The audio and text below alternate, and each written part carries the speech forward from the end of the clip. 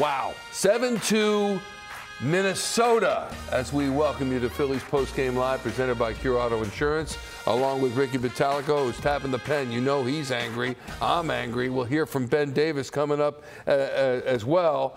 You see that last at-bat by JT Realmuto? That was the only Phillies at-bat of the night with a runner in scoring position. Let's see. Hitting? No.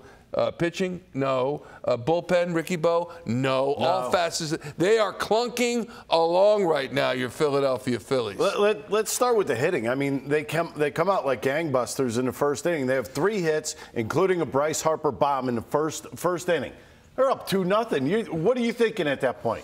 Oh, this is going to be cruise control. Yes, this is looking good. You know what? The Phillies are sending a lot of guys up to the plate. They're going to wear this Ober out. Yeah, Ober wore them out over the next 7 innings. He only threw 83 pitches in this game.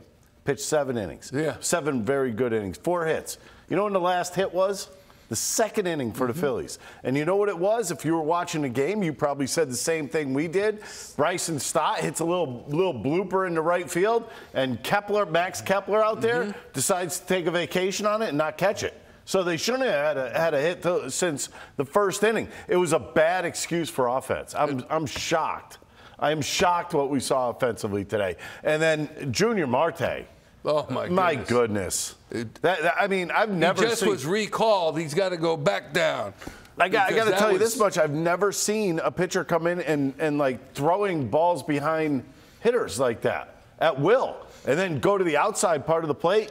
You can't throw a strike? Yeah. Here's the thing. I don't care how dirty your feet were. It doesn't matter. This Minnesota team, there's 6 teams across baseball with a better record coming into tonight than the Minnesota Twins. The Twins coming in had lost 19 of 21 against those teams, including 14 straight against the 6 teams better than the Twins in baseball, but not your Philadelphia Phillies. They stink right now, the Minnesota Twins. I'm watching Ranger tonight, and he's still not quite getting into right-handers. And I pointed out one of the at-bats to you, and it was I believe it was Santana during the ball game. And I looked at you. I said, "That's a really good changeup." I said, "But look, he never got back inside. He never put the trust in himself to throw inside so that he could open up the outside part of the plate." And what did Santana do? He kind of reached out, kind of dove out there. Got himself a hit like that. I mean, Rangers really got to work on getting that ball into the right-handed hitters in on their hands. You know, even if you drill a guy every once in a while, who cares?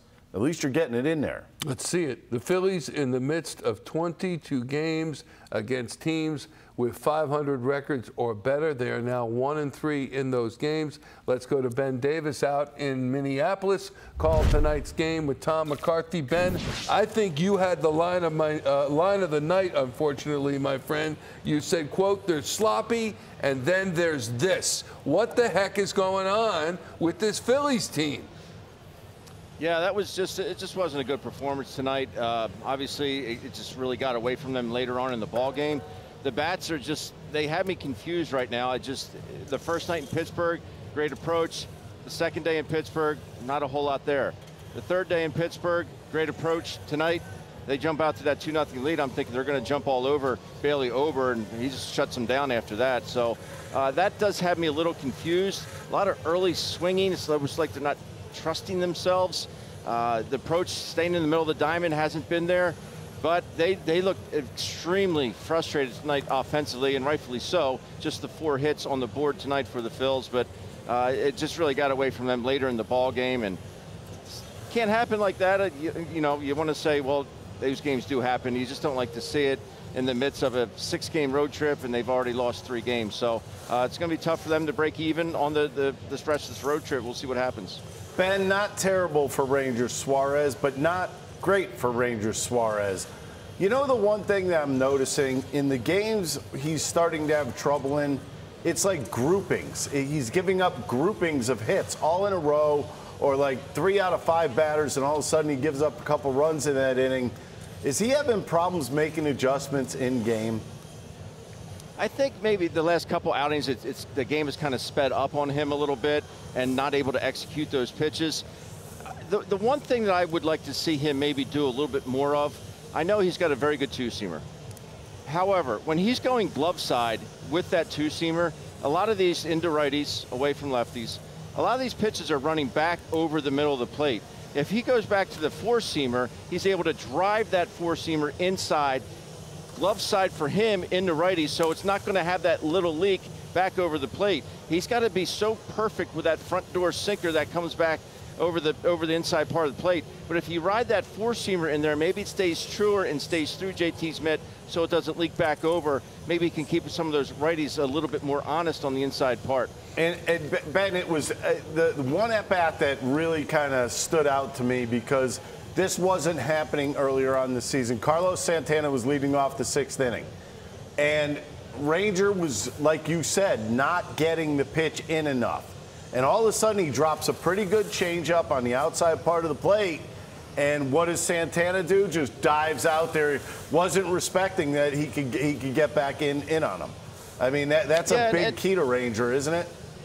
It is a big key, but you're also looking at a veteran hitter in Carlos Santana. This guy's had a lot of at-bats, and there's a reason he has some of these numbers that he's put up over his long-tenured career.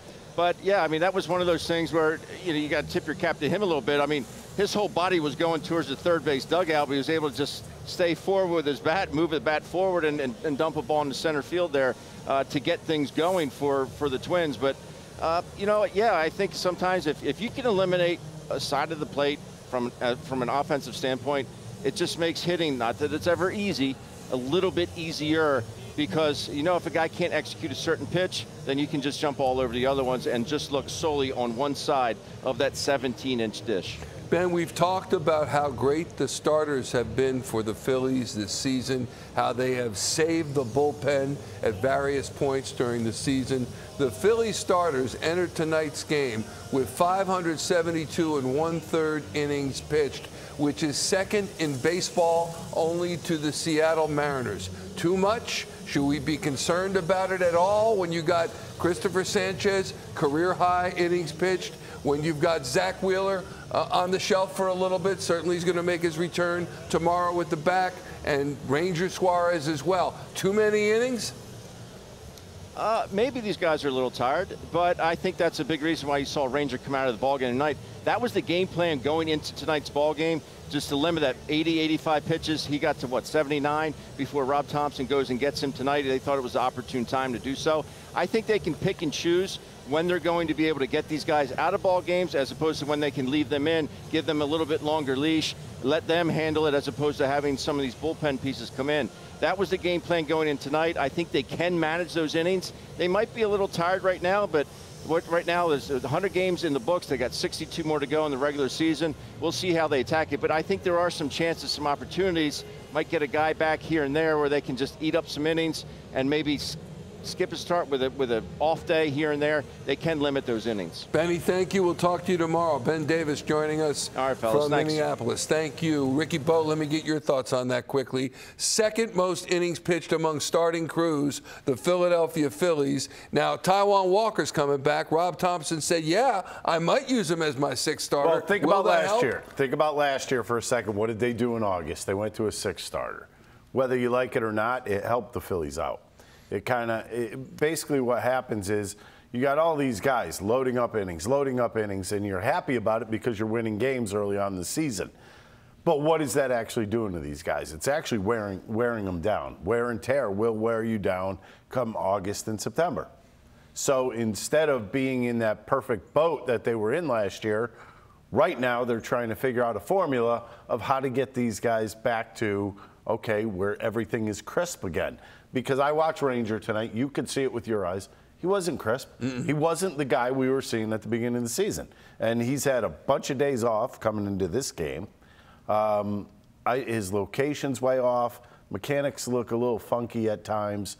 He's just not the same right now. Well, let's talk more about it. And we're going to see more of Wheeler tomorrow to see where he stands. You're right. I mean, this was an embarrassing game. After Ranger came out, let's face it, the bullpen was not very good. Ryan Kirkland was, I mean, he's dabbling in it right now. And Junior Marte? He's dabbling in it. I mean, Marte was all over the joint. I don't think I've ever seen a pitcher that much all over the place in my life. Look at that bottom line. 1.83 ERA in his first 16 starts, 7.71 in his last 4 starts. It's almost inexplicable. If the Phillies are going to win the World Series, those numbers have got to even back out and come back the other way. Ranger Suárez has to be one of the guys that's going to stand up for you. If they're obviously going through a lull right now, to put it mildly. Yeah. They have lost 5 of their last 7 games. Starting pitching is struggling. The bullpen is struggling. They're failing to get They're hits. struggling in so many different areas right now. I don't think, if I'm Rob Thomson, which one do I focus on the most? But yet they look good early in games. The offense but you does. can't really you think say they're that. going to tack on more runs? Yeah, I guess today you would have said that. You get a 2-run home run. You have 3 hits in the first inning. He got himself out of a major jam. Sure did. I'm telling you right now, this bullpen right now is like 1 pitch away from giving up 10, 12 runs tonight. I mean, that's how close it was. And they already did that 18th work going into the break against Oakland. Kirkering is back to he's in love with his breaking ball again. I don't know what happens within the organization, or they tell him that he's got to throw it more and more. You have to be able to throw off of something. Guy throws 98 miles an hour. Use your fastball, for crying out loud. So here's the deal. They sweep the Dodgers. They're on pace for 106 wins. They lose 2 out of 3 to Oakland going into the break. Then they lose 2 out of 3 at Pittsburgh coming out of the break. They lose the first one tonight. They lose tomorrow. They lose that series as well. The 106 wins is now 102, which certainly isn't bad, but we were expecting that they were going to keep the train rolling. I can't say that. I said 100 wins at the beginning of the season. So. Okay, so 102 is more than you thought. Yeah. You were wrong. So I still got some leeway there. A little bit. Rob Thomson, post-game in the clubhouse. How'd you feel about Ranger? Much better. Velocity was a little bit better than it was in his last couple of starts. I thought he landed his breaking ball when he needed to behind the count, and he put the breaking ball where he wanted to on put-away pitches. So got the ball to his glove side, and those are the things that we were looking for. So it really wasn't, as I said before the game, it really wasn't about his velocity. It was just about command and how the spin on his breaking ball was, and I was happy with it. Kind of got 2 blue pits there, kind of crossed him in the. Yeah, is that the way you look at it? A lot of hard contact all night. So I thought he was good. And we did have a 80 pitch limit on him, 85 max, and that was it. What did Over do after the first inning?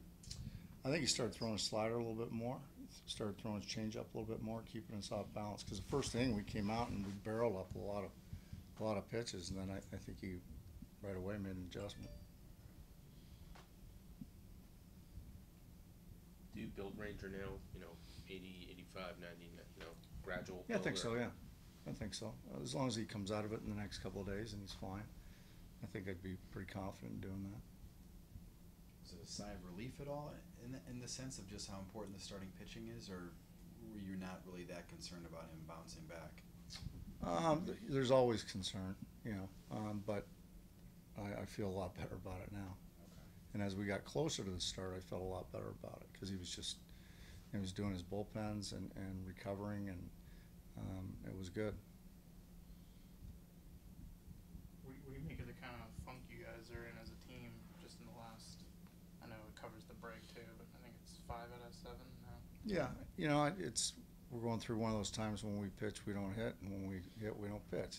And that's part of this long season, and we'll come out of it.